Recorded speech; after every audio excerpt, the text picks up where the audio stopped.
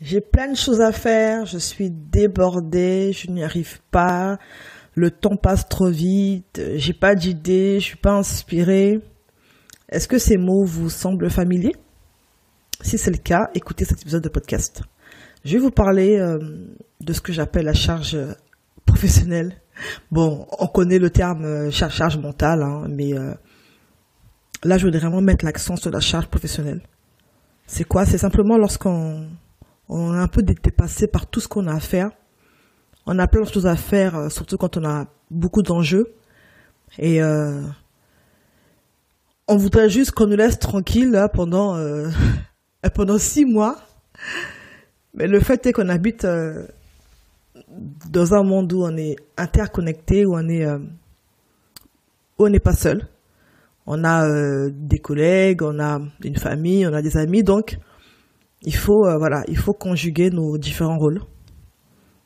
Et donc au final, c'est aussi apprendre finalement à savoir à quel moment je me focalise sur ceci ou cela. Donc du coup là, je vais voir avec vous 5 conseils, 5 clés, 5 astuces que je pratique ou que j'ai dû apprendre à pratiquer pour m'en sortir. Je ne dis pas que je suis parfaite dans cela, non. Je dis que j'essaie de m'en souvenir quand je suis un peu sous l'eau. Alors, donc, premièrement, déjà, j'ai dû apprendre à dire non. Vous savez, c'est difficile quand on a un cœur qui aime aider les gens, qui aime apporter des solutions aux problèmes, qui aime, voilà. Mais j'ai vraiment dû apprendre à dire non. Et j'ai compris au fil du temps que le problème n'est pas tellement le non que je vais dire, mais c'est comment je vais le dire et surtout ce que je vais dire. Lorsqu'on prend la peine d'expliquer aux personnes pourquoi c'est non, elles sont plus enclines à comprendre en fait. Enfin, si elles sont normalement constituées.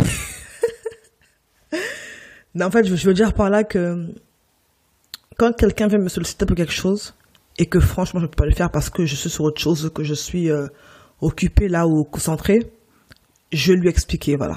Écoute, j'ai bien reçu ton message, j'ai reçu ton mail. Je ne t'oublie pas. Simplement là, je dois faire un travail qui me demande d'être concentré à 100%, mais voilà. D'ici demain, après-demain, je reviens vers toi.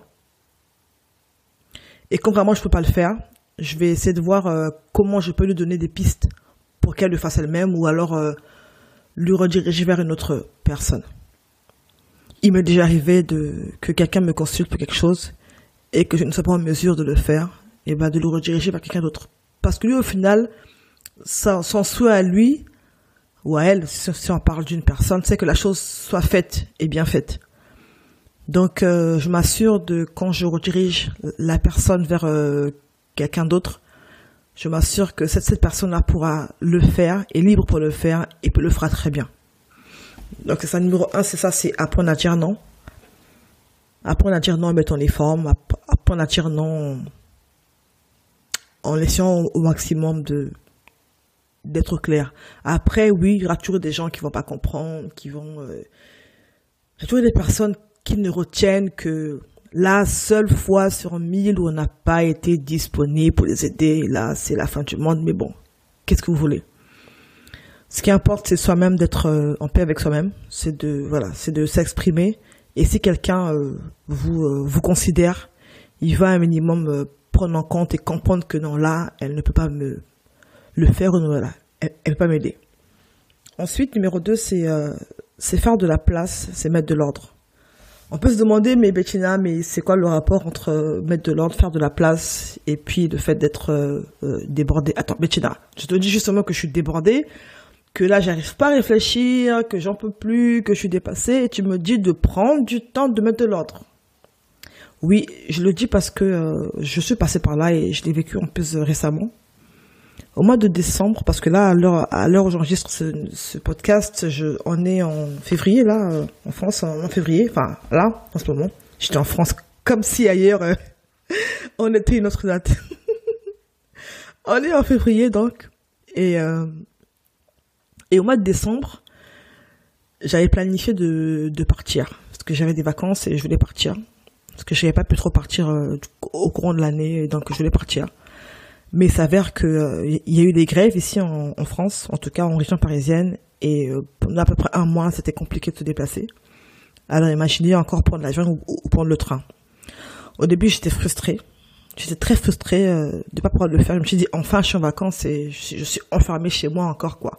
Faut quand même comprendre que je suis quand même dans un contexte où je travaille. Je fais l'activité où je suis souvent amenée à être enfermée, soit dans un bureau, soit dans mon appartement. Donc, et puis voilà, je fais l'activité aussi en ligne, donc je suis très souvent connectée à mon PC, ou enfin en tout cas mon ordinateur ou mon portable. Donc, il y a souvent un peu ce sentiment d'enfermement. Donc, des fois, je veille à sortir, à aller travailler différemment et tout. Mais en tout cas, là, à ce moment-là, j'avais vraiment besoin de changer d'air et de cadre. J'en pouvais juste plus, en fait. Sauf que sauf que c'était pas possible de bouger et de partir. Alors, du coup, on fait quoi? Bon, ben, j'ai arrêté de me plaindre et de bouder. Et donc, bref, je sais pas comment c'est arrivé, mais en tout cas, je sais pas. Je me suis dit, j'ai eu un déclic.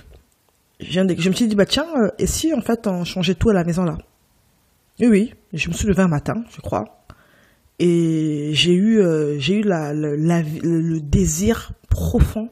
J'étais déterminée pour changer tout chez moi, mais tout complètement. Alors j'ai commencé à aller faire donc les enseignes qui sont spécialisées en rangement, décoration et autres. Je pense que ceux qui me suivent sur sur WhatsApp et puis Instagram ont pu suivre mes différentes aventures dans ce sens-là. C'était juste mémorable. Et donc, je pense que j'ai fait quasiment toutes les enseignes dans le domaine. Je me suis retrouvée en tout cas en une semaine à tout changer, à trier, à jeter plein de choses. C'est là que je me suis dit, en fait, mais pourquoi tu gardes ça, en fait? Ça te sert à quoi? Plein de choses que j'ai jetées. Et je voulais d'ailleurs dire à ce sujet que il y a plein de choses que nous gardons, en fait, mais c'est des choses qui ont des valeurs sentimentales. Mais souvent, quand on veut avancer, il faut se demander, mais est-ce que vraiment, là où je veux aller, là, demain, dans le futur, est-ce que je veux encore trimballer ces choses-là? Donc moi, pour ma part, j'ai fait un gros tri. Voilà, donc c'est pas encore fini là parce que j'ai fait une pause parce que il faut bien avancer, il faut bien vivre, il faut bien faire d'autres choses. Mais en tout cas, quand je l'ai fait, ça m'a procuré une telle paix, ça m'a procuré une telle joie. Je me rappelle même quand je dormais dans la chambre et que je me levais le matin, j'avais envie d'être dans le salon, j'avais envie juste d'avoir jeté des choses ou même déplacer des meubles, juste changer de disposition de meubles, ça a illuminé la maison, ça a agrandi, enfin, c'était impressionnant. Franchement, c'était agréable, quoi. Donc, chaque jour qui passe, j'ai hâte de rentrer chez moi parce que justement, j'ai créé ce cocon-là et oui, ça fait du bien. Donc, ça peut aider aussi à nous permettre de mieux nous sentir et donc, du coup, d'être plus inspiré et avoir un poids en moins. Numéro 3, écrire.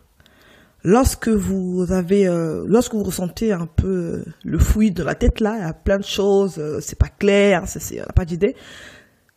Des fois, ça aide d'écrire, de juste écrire, d'écrire comme ça en mode feu vert. C'est quoi le mode feu vert? En fait, le mode feu vert, c'est quand on écrit sans se mettre de contraintes, On écrit comme ça, tel que ça vient. Un peu comme un brainstorming, quoi, disons. Donc, on écrit, on va écrire. Voilà, donc l'idée c'est de décharger en fait le cerveau, la tête. Je vais écrire, tiens, il faut que je pense à faire ceci, à faire cela, à faire ci, ça et ça. J'écris. En faisant ça, on se rend pas compte, mais mine de rien, on est en train non seulement de capter l'idée qu'on a, parce que l'idée est importante, il faut la garder, mais aussi on se décharge d'un poids. Alors oui, on écrit, c'est bien. Mais du coup, l'étape 4, c'est quoi? C'est être flexible. Parce que des fois, on écrit. Moi, je sais que moi, c'est un peu mon cas. Hein. Je prends les choses très à cœur et je suis très consciencieuse. Donc, quand je m'engage sur un truc, en fait, il faut le faire, quoi. Il faut que je le fasse. Voilà pourquoi j'ai dû apprendre à être flexible. Je me mets une date limite, c'est important. Voilà, telle chose, ça serait bien qu'elle soit réalisée à tel moment. Mais même de mon vocabulaire, je change. C'est-à-dire que avant c'était il faut que, je dois. Vous savez les verbes, le verbe qui t'impose là, le subjonctif. Il faut que, je dois. Là maintenant c'est ça serait bien que ce soit fait à tel moment. Et même en mettant une date, je m'accorde une marge de manœuvre. Si c'est pas fait à cette date-là, c'est pas la fin du monde. Ce n'est pas la fin du monde. Je répète, ce n'est pas la fin du monde. Donc c'est sortir de cette performance quotidienne où on veut absolument qu'en fin de journée, on a checké tous les points fait. Oui, c'est l'idéal. Mais parfois parfois on le fait, mais au final on est épuisé parce que on a juste voulu remporter un palmarès ou remporter une victoire, ou c'est comme si c'était un combat en fait. Donc c'est être flexible. Oui, j'ai noté des choses à faire. Je fais ce que je peux faire. Et ce que je n'ai pas pu faire, je le remets pour le lendemain. Donc moi là, je teste pour cette année-ci, je teste la méthode 3 choses importantes à faire aujourd'hui. Déjà, je le fais pour la semaine. Je me dis, bon, là, Bettina, la semaine qui vient, est-ce que tu peux lister les 3 choses que vraiment qui seraient importantes que tu fasses? Je les liste. Après, bien sûr, il y a plein d'autres choses, hein. Mais ces 3-là, c'est vraiment important. Et je fais ça aussi pour chaque jour. Aujourd'hui, qu'est-ce qui est important que tu fasses? Les 3 choses primordiales. Du coup, une fois que j'ai fait ça, après le reste, c'est vraiment du bonus. Donc c'est ça, c'est être flexible, c'est donc sortir de la performance et aussi apprendre à déléguer, à demander de l'aide. Des fois, on n'ose pas crier à l'aide parce qu'on se dit mais alors des fois c'est parce qu'on n'a pas appris à le faire, donc on se gère tout seul. Des fois on a peur qu'on perde du temps à expliquer à quelqu'un d'autre comment faire. Souvent on a peur que ce soit pas fait comme on l'aurait fait nous. La vérité c'est que quand on délègue, oui, il y a une part de risque. Il y a une part que le travail soit fait approximativement, ou même qu'il ne soit pas fait du tout, mais c'est un risque à prendre. Mais au final, c'est en étant patient avec la personne, ou les personnes à qui on délègue, qu'on va pouvoir aussi leur apprendre comment on travaille, leur montrer comment on fait. Donc c'est déléguer les choses qu'on peut déléguer, et faire ce qui est essentiel. Je finis avec le point 5, c'est apprécier le processus. C'est ok, c'est vrai, il faut écrire. C'est vrai, il faut se définir les tâches primordiales. Il faut déléguer, mais aussi c'est apprécier des choses. Moi, je suis d'un tempérament qui auparavant, j'avais beaucoup de mal à apprécier des choses. J'étais plus axée souvent à voir ce que j'avais pas fait ou bien fait qu'à voir le chemin parcouru. Et ben j'ai appris à le faire. J'ai appris à célébrer les petits pas. J'ai appris à me féliciter. J'ai appris à m'encourager constamment. Je n'attends plus que quelqu'un me félicite ou qu'il m'applaudisse. Je le fais. Vraiment, hein. Chaque jour quand je me lève du matin et que je regarde mon miroir, je dis voilà, je m'apprécie en fait. Voilà, ben j'aime ceci chez toi, j'aime cela chez toi. Quand je fais quelque chose, je dis voilà, Bettina, bravo. Par exemple, là aujourd'hui, dans la journée, enfin aujourd'hui tout court, j'ai fait quelque chose qui était important pour moi. Ça faisait des semaines que c'était dans ma liste des tâches. C'était important pour moi, ça prenait du poids dans ma tête, dans mon cerveau et tout. Ça me stressait même. Et j'avais peur de le faire parce que c'était un gros dossier, un grand défi aussi. Mais j'ai pu m'y mettre hier. Aujourd'hui, j'ai très bien avancé et je suis contente. J'ai dit voilà, c'est bien. Tu n'as pas encore fini, Bettina, mais tu as avancé. Tu es passé à l'action. Tu as affronté la peur, tu as affronté le crapaud, comme on dit. Donc ça, c'est Brian Tracy qui en parle dans son livre. C'est le crapaud, c'est la grande tâche que tu dois faire, qui est tellement grande et tellement Voilà, vous avez tout compris, que du coup, on va la reporter ou ne pas la faire. Ou alors la reporter le plus tard possible. Donc, c'est apprendre à ça. C'est apprendre à célébrer les petits commencements, les pas que l'on fait. Même si on n'y est pas encore, mais c'est apprendre à le faire. C'est de ne pas attendre que quelqu'un d'autre le fasse. Si quelqu'un d'autre m'apprécie ou me félicite, c'est un bonus. Mais je dois croire en moi et apprécier chaque instant que je passe. Ne pas juste regarder au but que j'ai à atteindre, qui est important, attention, mais célébrer aussi le processus. Voilà ce que je voulais vous partager aujourd'hui. Donc 5 conseils, 5 astuces, 5 clés pour se libérer de la charge professionnelle ou même mentale, on pourrait dire. À très vite, c'était Betty Namas. Merci à tous.